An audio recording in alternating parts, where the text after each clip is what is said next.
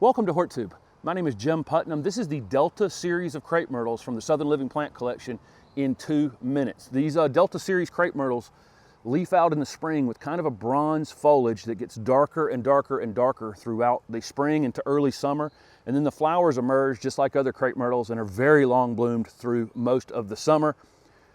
Incredible contrast between the flowers and the foliage on these Delta Series Crapemyrtles. There's 7 varieties in this series. They're white, lavender, red, and I think shades of pink, from light pink, medium pink. This is Delta Fusion right here. I've had this one in the ground for a year in this space. I got a storm last night and the flowers are so heavy that it pulled it down a little bit. It's on its way to stand back up right now. These Delta Series Crapemyrtles are the perfect size really for most lots. They're semi-dwarf, so they only get between about 8 and 12 feet in height, which is just perfect. They're hardy in zones 7 to 9. You see these crapemyrtles throughout the southeast.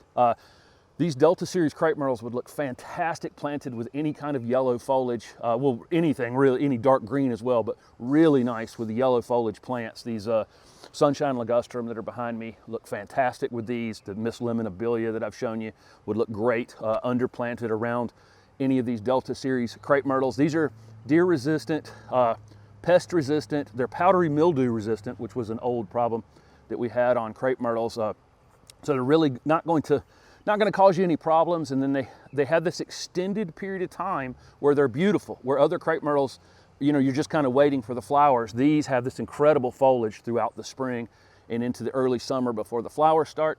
They can be pruned in the late winter just a little bit if you need to. These are not going to need any kind of pruning like old crapemyrtles that got 25 feet tall that people were, you know, trying to control at 10 or 12 feet.